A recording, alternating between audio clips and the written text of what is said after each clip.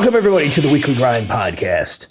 I am your host, Keith Fabbri, and with me tonight, I have my special guest host, the third place finisher in the light heavyweight division of the recent 2017 NPC National Bodybuilding Championships, Mr. Kyle Etienne. Kyle, how are you doing?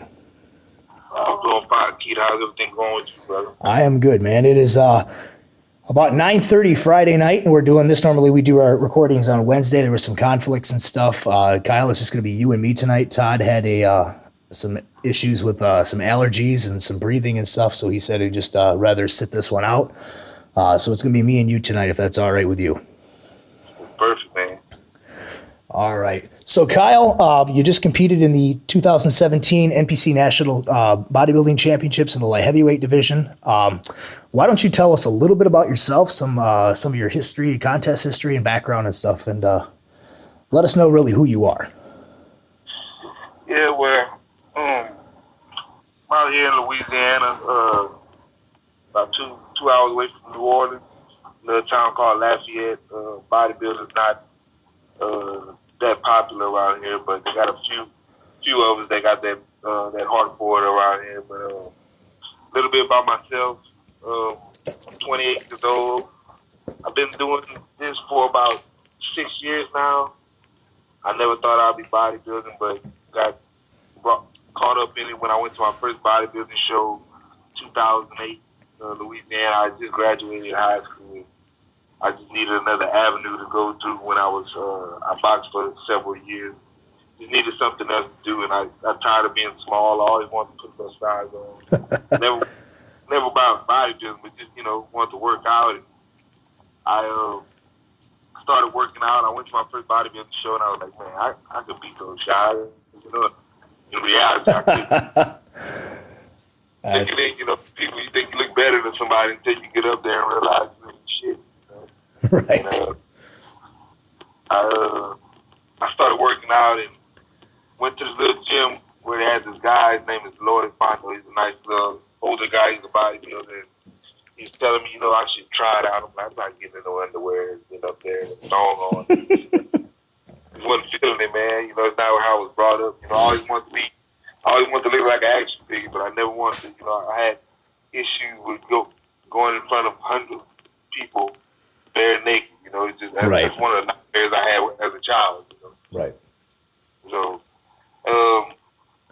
started dabbling with other guys that was lifting weights and they was bodybuilding, and I started noticing the results they were getting. And it was just because they knew the knowledge they would obtain from bodybuilding and from other people's coaches and people who knew the game. And I started living that bodybuilder lifestyle until the point I was like, kept telling me, you go up there and do it, man, do it.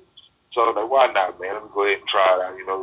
You hang around with your peers and they're all doing it. So I said, let me try it out, see how it goes. And man, I never realized how popular it was. Like once you go to the shows and actually do the show. My first prep was crazy, man. It was, I never had to diet that structure before, to where they would take my food away and add more work, and it was a very big challenge for me the first time out. Right. But yeah, once I did it, my first show, I took my time. My coach had me do like 3 or 4 shows that first year, and I did novice as a middleweight at this little bodybuilding show called the Red Stick in Baton Rouge. Right. I did as a novice, and I actually won the overall, and I actually got the interview from RX Muscle with Aaron Singerman when he was there at the time.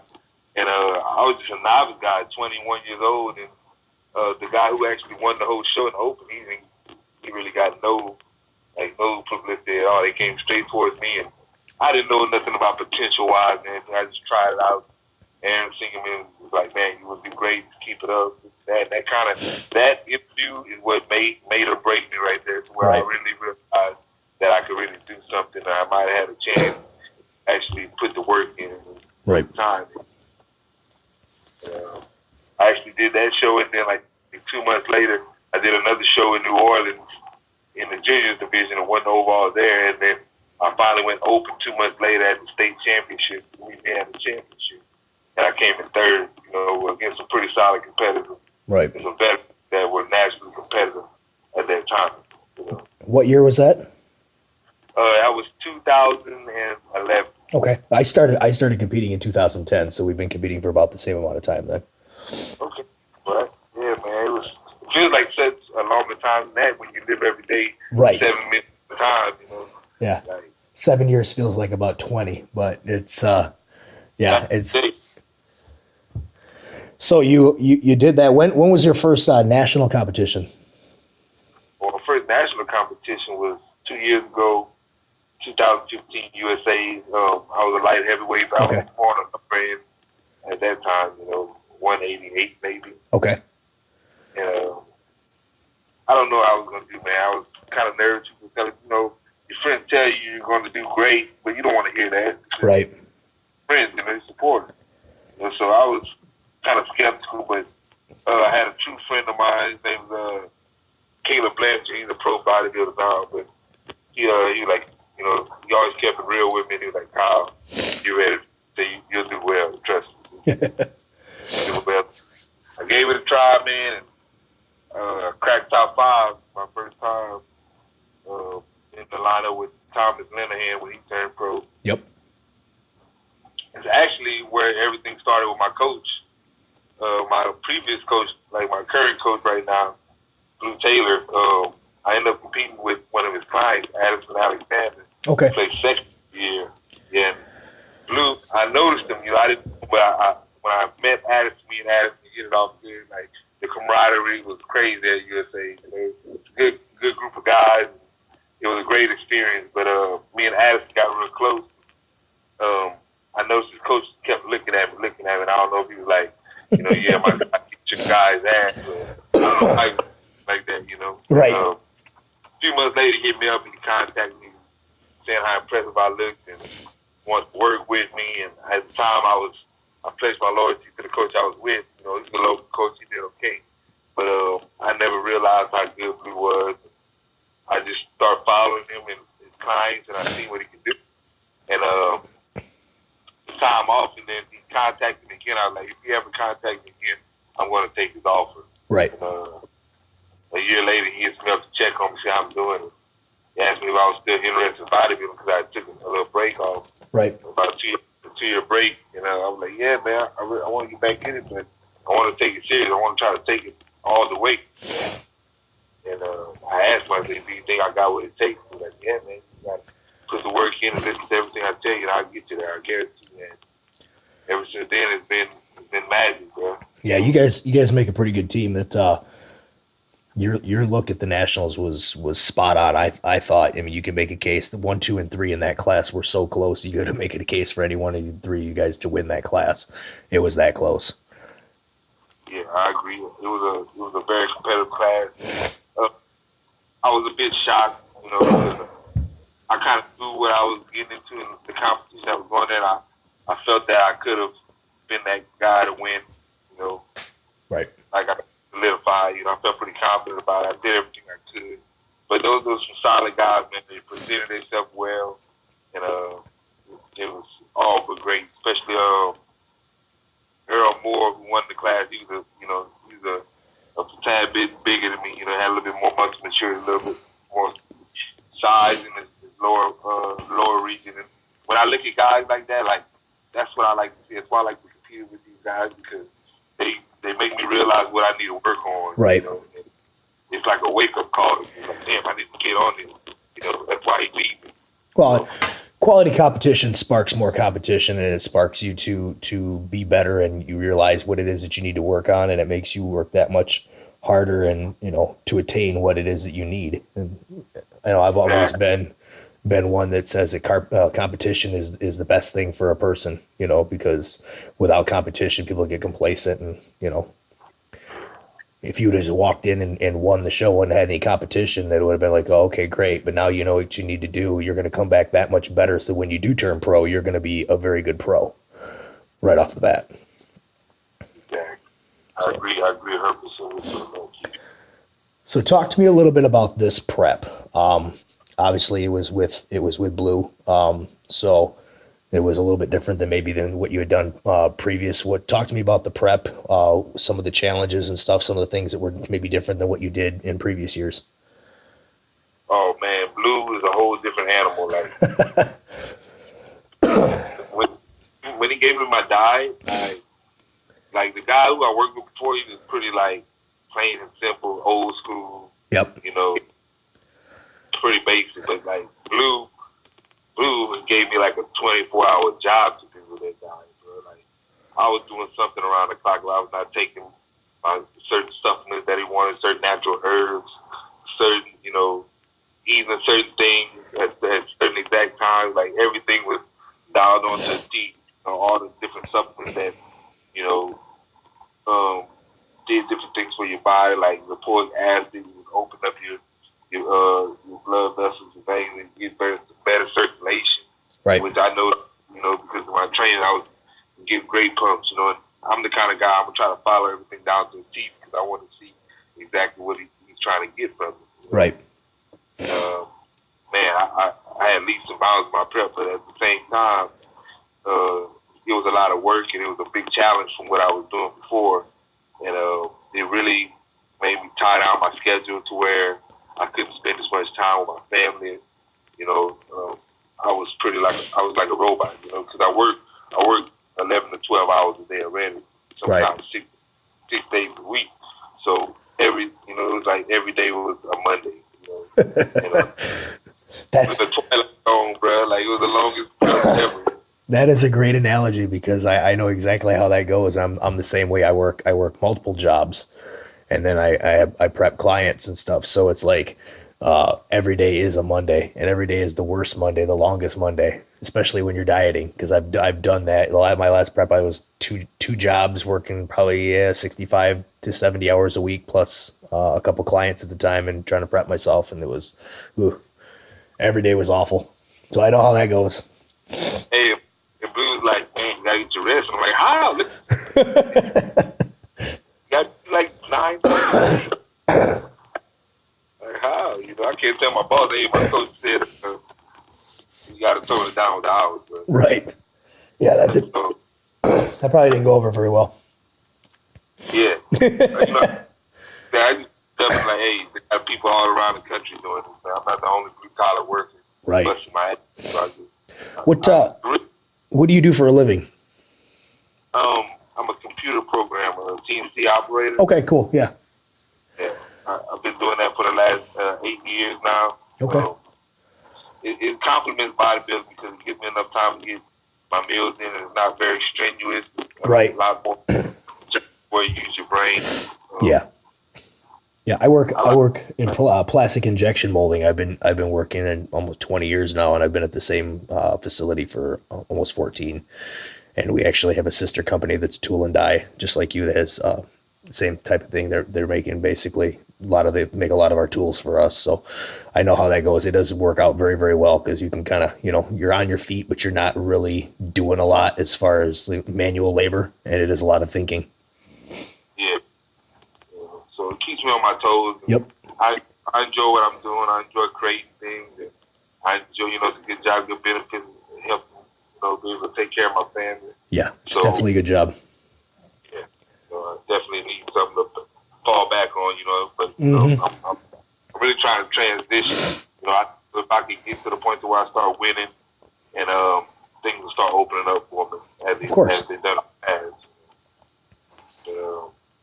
Man, this prep, man, one factor that played a major role in my placing was my arrival in Miami. I got in Miami, and I had everything set up that month prior because USA, everything was last minute, so it was like a lesson learned from there. So I was prepared for the time, and I had everything set. I knew I was going to win. I knew the future. I was so confident, and I got my hotel, airfare, everything. I got everything done, and all I had to do was get there.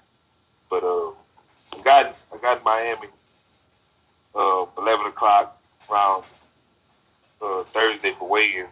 I actually had to cancel a flight that we planned earlier because it's the only flight at the time we could have found, and it was like $450 wasted because it was too close to the weigh-in time. I'd end up missing. With my chances, I'd end up missing. So I had to fight had to bite the bullet and cancel it and buy another ticket, which my coach helped me find a ticket for a great price. But man, I got out there and I went to get my rental that I already paid for. And when I got there, the guy who was helping me ran my information, and he was just trying to sell me out on all these extra additives that I didn't need. And I was ready to eat all day, man. I've been fasting for 2 weeks, like eating only twice a day just to try to make weight. Right. So I'm just trying to get the weight in so I can start getting this thing, on the road. And he noticed my rationality and my urgency, and he's just being an asshole. Right. He actually took like 2 hours for me to get my rental. Like, he was giving me all kinds of shit, man. I had to get stuff to help me. I actually recommended him because, of how he was treated. So I'm 2 hours behind, and finally get my rental. I run to the James Center Hall where they were having weigh-ins in Miami. Weighed in, ended up making weight. Got to the hotel. They were telling me I didn't pay for my hotel. I had to die for another 2 hours so I could get my room out. So I just finally had enough, and I was trying to stay calm, but I was to the point it was 6 o'clock at night, but I didn't get enough water down. I had to rush everything. Right. Finally got in the hotel. I had to get 2 gallons of water down in like 3 hours. Oh. First bill at 7 o'clock that night. So, like, me, that's why I commend Blue, man. He really, was a general with that. He was calm, and he got to be calm because I trust him, and I believe he tells me everything comes to life. I got the water down. I ate the meals I could until about 12 o'clock, and I woke up. I woke up looking pretty good, but I was still drying out, man. I never filled out all the way, so I didn't bring my best package that morning. Man. I was still dried out, and to say I came in there maybe 80%. I still was able to place top 3. Yeah, and make a case for staying in that lineup where I know it's subjective with the judges and stuff, but you can make a case that could have gone any which direction with that top 3. You guys were really, really close, and then you came back in the finals and you looked amazing. I mean, you looked 10 times better. You obviously had dried out a little more, filled up a little bit more. It filled up a lot more, man. I got up there, and I was pretty confident that they were going to compare this again because I've seen it done in national. Yep. Came up to one of the guys in the top 3. I don't know if he might be listening. His name is Kevin Johnson. Got second. Yep. Seen him posing in the back, and I came on my clothes on. Like, yeah, buddy. I said, they compare us again. About to see me full blown. He's like, man, you're like throw 20 pounds, bro. Yeah, you did. You looked a lot bigger. Yeah. I remember seeing those pictures. I was like, whoa, what happened? Yeah, exactly. So they didn't compare us, man. I kind of didn't like that, man. They kind of rushed it at the end, man. And people put a lot of work into this to where you need to give us the time that we need. If it's real, especially if it's real competitive. I looked at the scorecards, it was close. Oh, it was close. Yeah, so I just felt that they could have waited out, especially for that, being that was they did classic physique. They recompared them, but they're not going to recompare like the most competitive. Right. And and the thing is too, I've always felt, and I've seen before where they've done it. It's in any big pro qualifier where they come in really, really close in the prejudging, and somebody just comes and stands out that much more at in the finals that they usually will rejudge it, and that can cause some movement there. And I think they should have as close as it looked at the prejudging with you, like you said, at about 80%, and then you come back at 95% on the finals the next day, and it's like, hey, you might want to rejudge this. And I thought, I saw your post and you said you were hoping that they were going to rejudge it, and I was like, it was close, and it's a possibility, and it's kind of a disappointment, like you said, that they didn't, because had they rejudged it, you might be talking to us as an IFBB pro right now. Yeah, but and I mean, and I don't want to say it to where to excuse, because at the end of the day, I gotta hold that to mind. No matter if I didn't have control of it, it's my fault. And the other guy won, they deserved it because they came prepared. They looked great. They did. I I just wasn't on. They was on. So, I mean, so many of us, man. As you look good that one day, you hit spot on. That's when it happens. It's and what it says is it just wasn't your time. But Yeah. I got to believe that your time is coming, and it's going to come. You've got an opportunity. Your next national show. It might be your time. So you'll definitely get there. It's just a matter of when it's your time. That's for sure. You've got all the attributes that you need to be a pro bodybuilder. That's for sure. Well, thanks, Keith. I appreciate that. I'm starting to come to that right now because I didn't believe that, man, for a long time. I'm the kind of guy. I'm hard on myself. Look at other guys. Like I need to get like that. Right. But that's the champion mindset. Is the one that's just the hardest on himself or herself, is the one that is never satisfied. That's the one that's willing to put in all the work that's necessary to get where they need to go. That's the champion mindset. The one that thinks they've already arrived, that's the one that ends up not getting, to their full potential. So that's a good thing. So what is next? Have you made any decisions on what you're going to do next? Well, after the day after nationals, I stayed out in Miami an extra day, and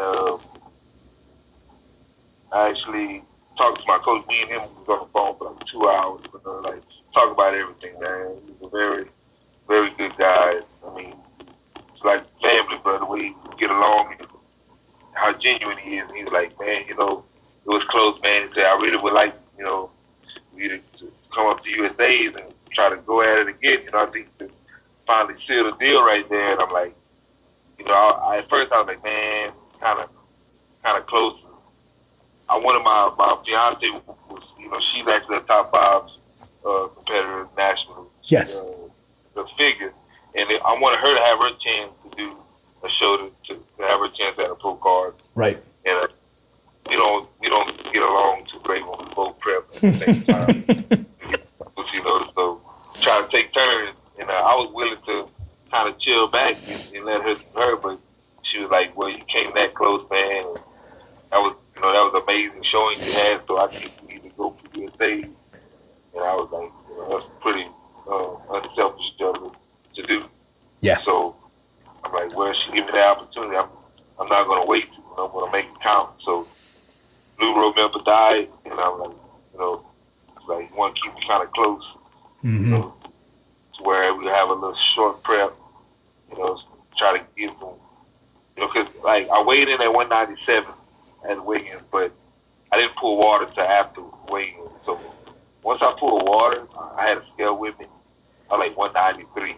So I'm like, man, I still got 5 pounds I can put on. Right. So our plan is to come in and put the right amount of muscle in that light heavyweight class to where I can barely make it, but stay in shape to where when I come back down, I have a lot more detail everywhere.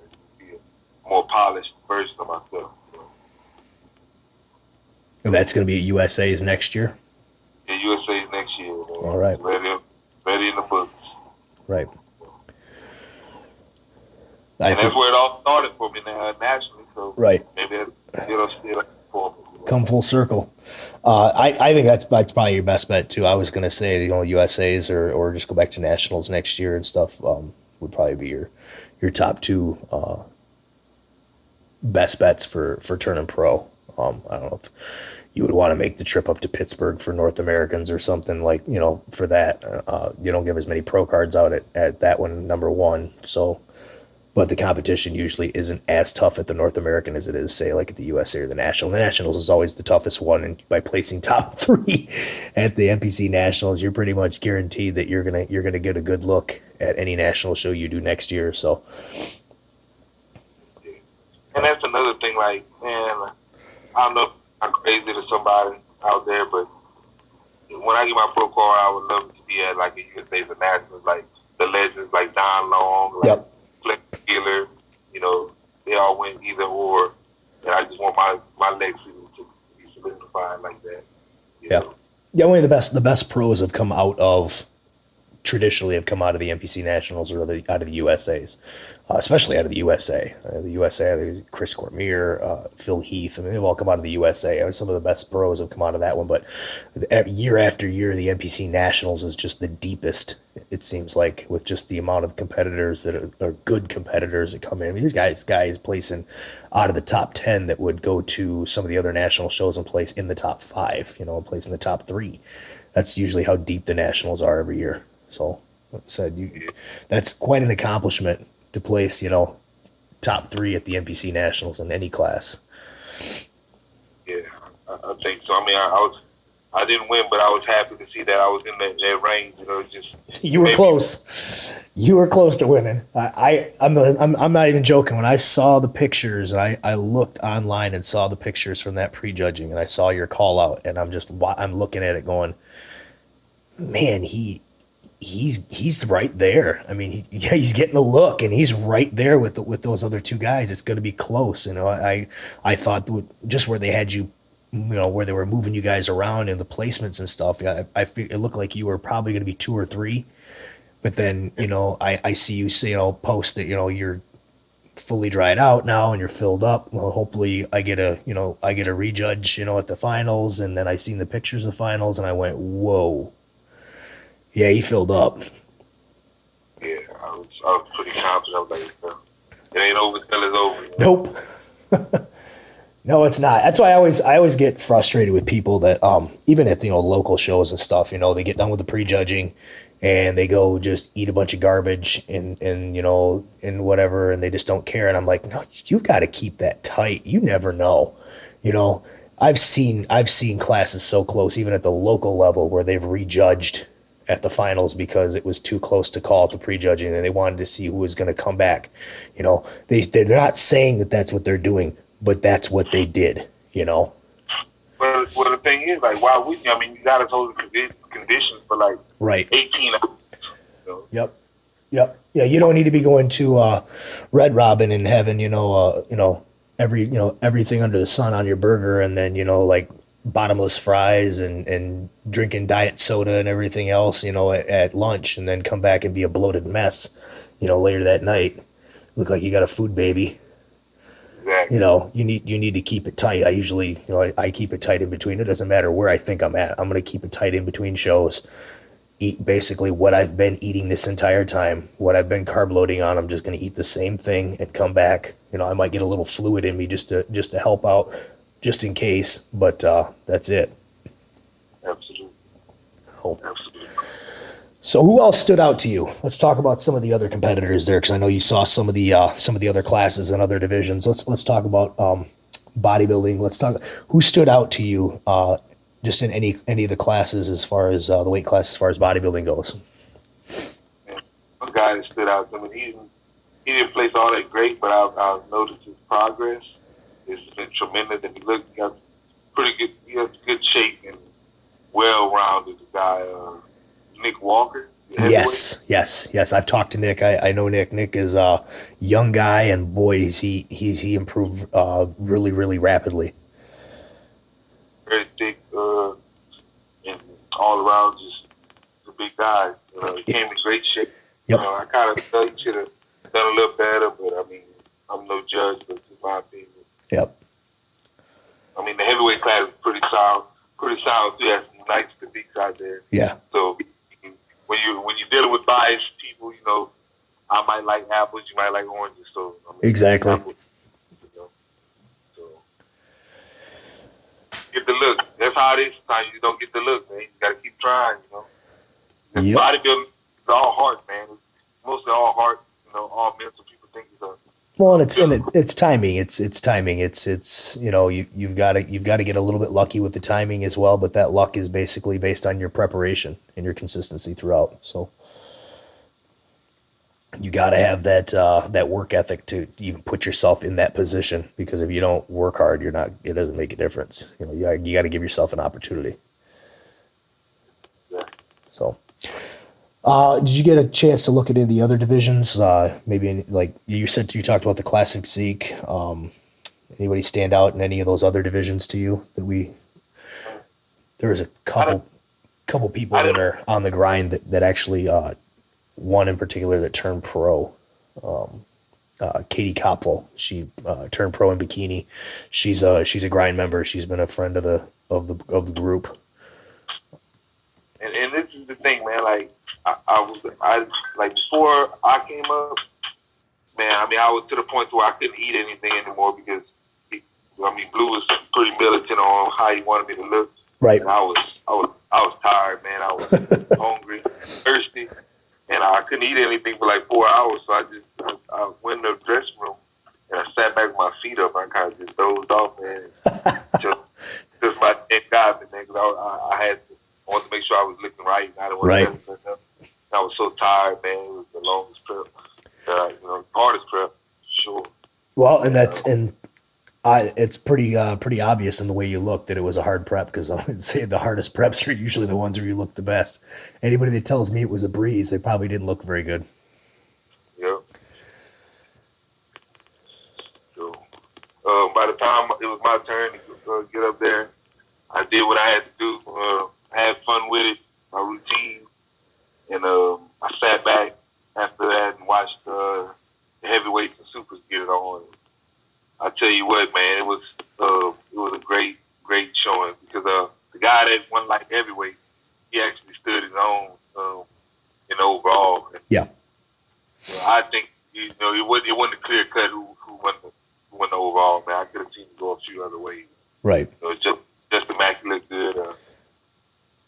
Even a guy that Justin Mackey, another guy that stood out to me, he got second as a heavyweight. Christian. I forgot his last name, but he looked good, man. He was well rounded, very big, all around, had an old school physique on him.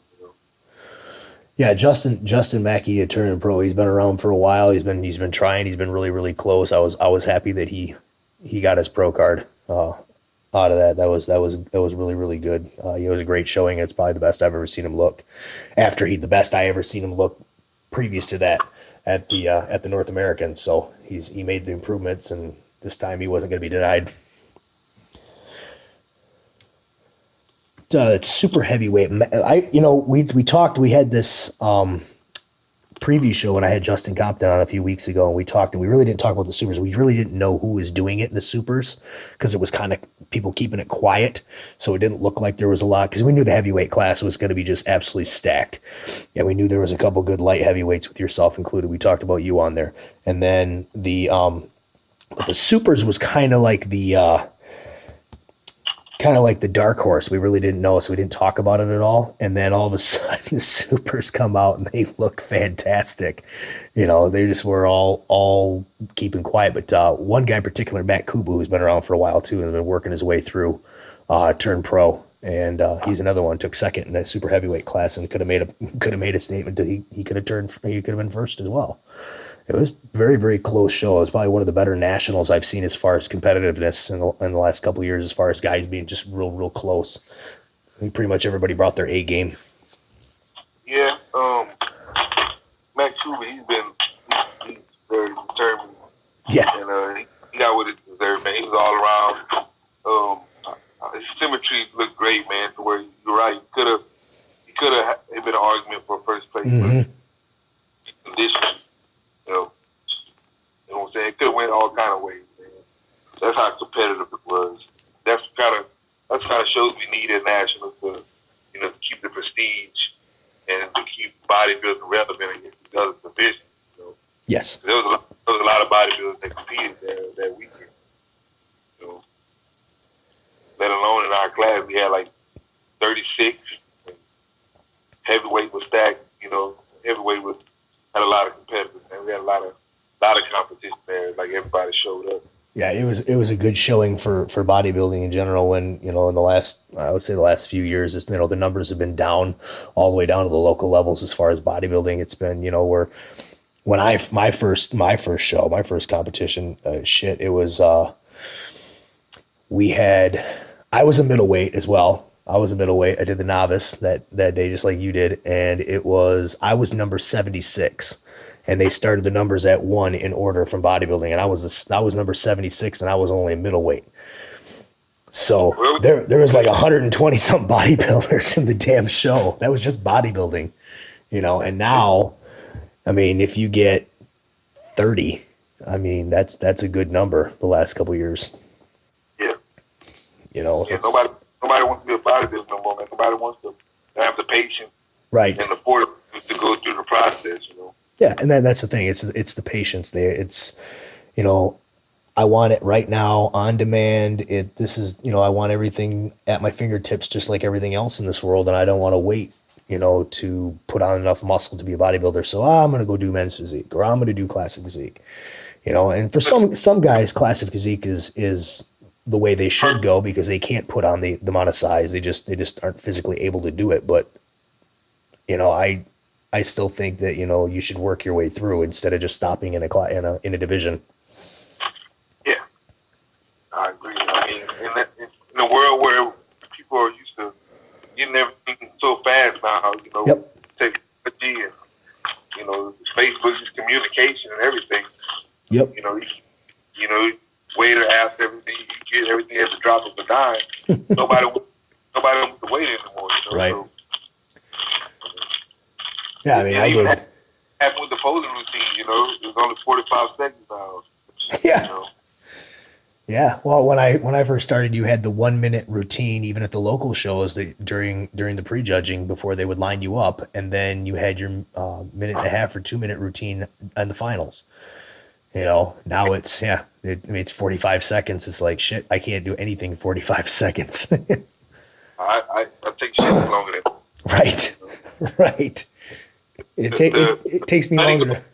Time goes down. Yeah, it takes me longer to think about what I'm going to do for 45 seconds than 45 seconds. Exactly. Yeah, I started, like I said, I started in 2010, and I literally will take at least a year off in between shows. I've mostly taken 2 years off before I compete, and I might compete twice in a year, and then take, a couple years off again. I'm in the middle of that right now. I competed in 2016. I'm taking all of this year off, and I'm probably going to take all of next year off, and then 2019 Masters Nationals is probably where we're going to end up at.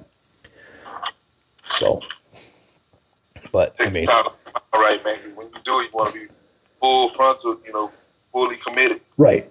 Well, and everything has to be right too in life. That when you're doing a national show as opposed to a local show, you got to have all your ducks in a row because I mean, it's not the same thing prepping for a state level show as it is a national show. It's just not. Agreed. There's things you can get away with at the state level that you would never be able to get away with at nationals. You would end up tied for last. That's just that's the reality of it. So I got to make sure all my stuff is in order the way I want it before I jump on the next show on the national stage. Everything's got to be right. So, but that's patience, whereas most people don't have that. So did you see any of the posts, or did you see any of the things that I had about the new rules that they have for the NPC as far as qualifications? Did you happen to see any of that? Yeah, I looked at the new rules for the NPC. To me, man, like every time they make a new rule, it's to benefit them and to make another extra dollar.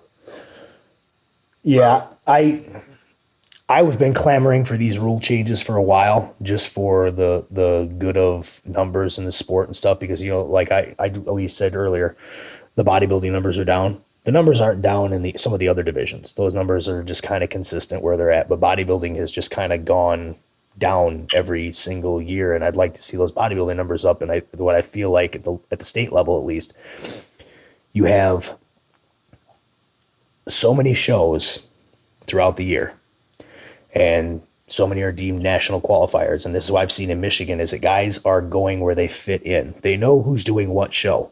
So they're like, I just got to make top 5 to qualify. And then they give a half-ass effort coming in just so they can make that top 5, but there might only be 5, and they kind of fit in where they fit in so they can get that qualification, whether or not they're going to compete or not. And it's forced the numbers down, and the quality has gone down because of it. So for a top 2 situation, now you're going to have to bring your best in order to get that qualification. You're actually going to have to fucking earn it instead of just showing up.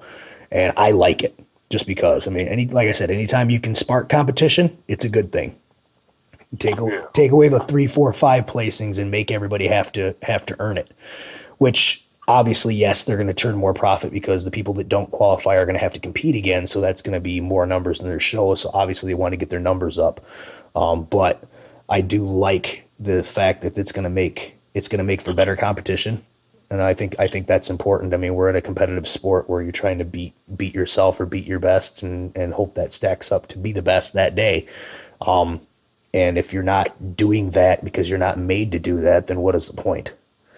I agree with that. Yeah. So, but the actual, it's been kind of, I guess it's been going back and forth with the NPC and the state level NPCs where what the actual rules are. So, in my understanding, as of right now, until it changes again, the rules are first and second for all open classes earn a national qualification. That national qualification will last for the rest of that calendar year and the following calendar year. So literally, you could get a year and a half plus national qualification. I mean, if you do a spring show, you could do the USAs and do the North Americans and do the nationals twice on one qualification. So it does work out in your favor. If you do qualify, then you don't need to go do local shows in order to re-qualify again. You can just, you're good to go. But the part that's been confusing is that on the website it says that you're not supposed to do another state level show until your qualification is up. I'm finding out that is not true. They are able to do a state level competition as a warm up show for a national show for a pro qualifier. So like for instance, if they're like the NPC Nationals, like you did the show a couple weeks before NPC Nationals, even being qualified, you could still do that show. They are supposed to contact the promoter to make sure that it's okay ahead of time, but they are able to do that. So that was kind of like the thing where people were like, well, what do you mean I can't compete unless I compete at nationals or I got to sit for 2 years? Well,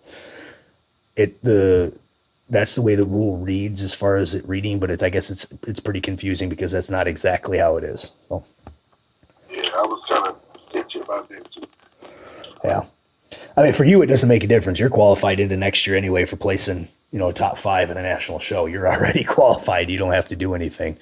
You're qualified for the the rest of the all of next year. So you can do whatever show you want. But for somebody like somebody else who, or like say if you would have gone to nationals and not placed high enough, you would have all of next year to do nationals, but you would have to requalify the year after that. Is the way the rules would read.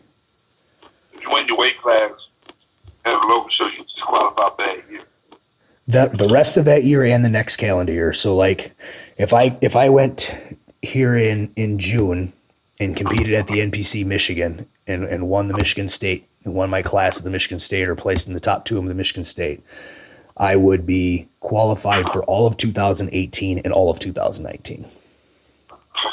And then my qualification would be up at the end once 2020 hit, and I would have to requalify again. The only thing that keeps them from doing, they can do another state level or a state level show or a national qualifier show, if it's regional or whatever. Excuse me, they can do another one within there. The only way they can't do it is if they won the overall at that show. Oh, okay. So if you won an overall at a state level or regional level competition in the NPC, you're not allowed to do that show again because you won the overall there. They don't want people coming back and defending titles and overalls and stuff and trophy chase. Is that a rule? It's not a new rule. It was an old rule that they just kind of stopped following in the last 5 years. That was a rule years ago. Yeah. So, I mean, 15 years ago when they only had one class of bodybuilding and that's all they had, you go to the show, you win the overall, you can't do that show anymore. But back then you also qualified for nationals. You were qualified for nationals for life. You didn't need to requalify ever again. So there was no reason to go do another local show. You would have guys show up, win an overall, and they would disappear for 2 years, and then you'd see them show up on the North American stage 2 years later in a weight class higher, because they knew they needed to be. And that was just the way it was. And and then they might do another national show like a year later, and then they disappear again for 2 more years, and then show back up. But now it's not like that when they have more weight classes and stuff available than what they had then. So what they did was they just said, look, you can redo a national qualifier or state level show within your qualification time. You just can't do it if you won the overall there. That's all. So I think that's where it got confusing. Yeah. But I was asked to do the Louisiana show before you, like a week or 2 after the USA. Right. But I won it a few years ago, so I'm going to have to talk to the promoter about it. Right. I mean, you could do it. I mean, but that would be again, is you have to contact the promoter and find out if it's okay. I think anything that happened in the past is kind of like, in the past, it's like the people, I guess there was a bunch of people who were concerned that they qualified for nationals this year. Are they going to have to requalify next year? No, you're grandfathered in. You've already qualified for 2017 or 2018. You're good. So like whenever anybody competed this year, they're already all set for next year. It's just next year it's going to start over into 2019. So it was a little confusing on the website. There's supposed to be another announcement that's supposed to come out, I believe, Monday. So I'm waiting for the email to come from that, because I'm going to get copied on the email from whatever they have as far as the official announcement, because there's some other things on there that might change as well. So it's definitely confusing, but we're going to find out. I'm going to find out everything I need to, and I'll get the information out to everybody, because it was pretty confusing. I made that post originally, and the next thing I know, it's got 122 comments. And I'm looking at it, and people are just freaking out about nothing. And I'm like, whoa, whoa, whoa, whoa, whoa. I mean, it's just like, just chill. we don't even know all the details yet. This is just what I pulled off the website. So.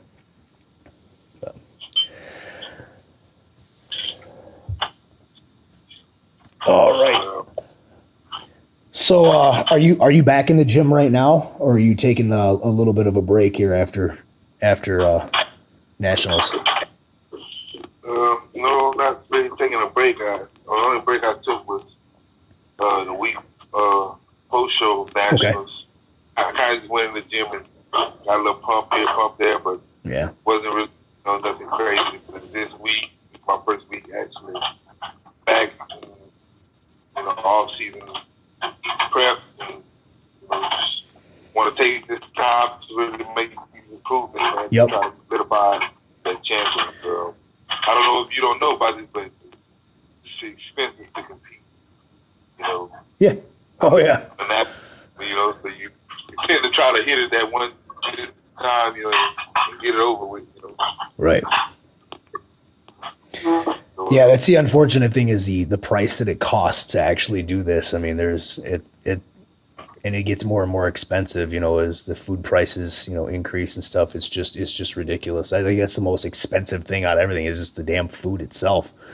I mean, if you want to get enough food in to be a bodybuilder, a legitimate bodybuilder like you are, you have to eat, and you have to eat a lot to be able to maintain that kind of size. It's not cheap. So it's a very expensive weekend. I mean, even my fiance came. I mean, the tickets for the night show like $120. Yeah. I'm like, man, it's like I can go see Kevin Hart for $120. Right. I'm like, this money going. Like, I didn't really see anything. I wish they would give back to the industry. But right. I mean, it's all. It is what it is. But I enjoy competing there. I think I read the USA as far as the setting and how the venue is ran and the lighting. Like, I didn't like the lighting over there. The Nationals, the lighting was kind of poor. Yeah. Yeah, I did notice that the lighting on stage and stuff wasn't very good, and it wasn't It just didn't. It didn't show everything. There was hotel pictures and stuff that had better damn lighting than the bodybuilding stage did. And that shouldn't happen. You should have the best lighting up there. That's something that I think probably needs to be addressed because, like you said, with USA's, their lighting is always good. There's local shows that have better lighting than the Nationals had this year. Yeah, it like Miami's still recovering from the hurricane, man. So I mean, Sure. It was construction was bad, where the traffic was 10 times worse. But right. Everywhere it took almost 40 minutes to get to the next place. Right. I'm surprised they didn't try to move it out of town. Out of, you know. They'd had a better chance in Fort Lauderdale. Yeah. Plenty of space out there, less track. Well, and it used to be in Fort Lauderdale at one point. Yeah. And they had it in Fort Lauderdale, and then they moved it to Atlanta for a year. And that was in 2012. That's when Justin Compton actually turned pro at that, when he said it was in Atlanta that year, and then they moved it back to Miami again. But yeah, it used to be in Fort Lauderdale at one point. So. Wow. You got any other stuff you want to tell us about from that weekend? Any other stories? Other than that, I'm trying to think back because it's all a blur, man. Well, one thing that I did like, man, I met a lot of people on Facebook that I didn't realize they followed me and all that, and it was very motivating to see some people come up to me and tell me how much I've helped them and how much I inspired them. So it made me think, well, thank God I showed up in good shape. I wouldn't want to. This is why you always want to be at your best because you never know why. And I would hate to disappoint people thinking less of who I am. Right. Especially when I'm trying to, that's another thing I want bodybuilding to grow. So I want to be a fine example of that. But I met a lot of people. I met a couple of IBB pros that I look up to. Charles Griffin, great bodybuilder. He came talk to me. I talked to Charles Glass. He was there. Yep.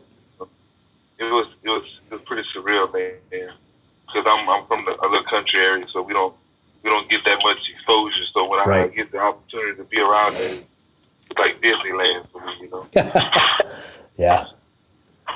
But other than that, man, I had a good experience, man. I might have not win for one, but I learned a whole lot that I didn't know before, so I don't regret the prep at all. Nope. You learn something from every one. That's the best part about this, is that you learn something new every single time you diet down. You learn something new about yourself. You learn something new about your prep and training, and you try different things, and you learn something new that makes you that much better the next time you hit the stage. So sounds like it was a success for you regardless of outcome. Yeah, I got tired of being fat, man. I've been fat for 2 years, so I need to see what I look like underneath. I put underneath there, Right. And that's the thing, man. It's always good to stay consistent. If everything in life is going fine, you're very competitive. You want to make it in the industry. You want to try to be, you got the opportunity and the potential to be a great bodybuilder. You want to keep your face out there. You want to, compete as much time as you can, as far as, get to the point where you get your pro card and get in the rankings, improve, man. Keep improving, Right. Definitely. Well, that's the best mindset you can have, man. That right there is what's gonna spark you to a pro card someday, is the fact that you understand the process and you understand how it works and you're willing to put into work. So I commend you for that. All right, man. Appreciate you coming on. This is it's probably one of my better interviews, actually. I enjoy listening to people's stories about contest prep, because everybody's got a good one. So I appreciate you giving me the opportunity to come on here. Yeah, we will definitely do it again. We'll have you on again. We'll talk a little bit. I think we'll have one before you start your prep. We'll talk a little bit about your off season and your training and everything, and we'll get a little more in detail about that kind of stuff when we have everybody on here. they catch me before prep. Cause when I get deep in the prep, man, I come very less. You know? Yeah. Oh yeah. Definitely. Still work. We'll get you before you even start your prep. So, because I don't want to bother you when you're on your prep, man. You got business to attend to at that point. So, Yep. All right, for Kyle Etienne, this is Keith Fabbri with the Weekly Grind Podcast saying thank you everybody to listening, and get on the Facebook page, the Weekly Grind Podcast on Facebook. Click on all the links. You can get all the old episodes on there. So, Kyle, it was a pleasure talking to you tonight. We will talk to you later. And everybody else out there, have a good night.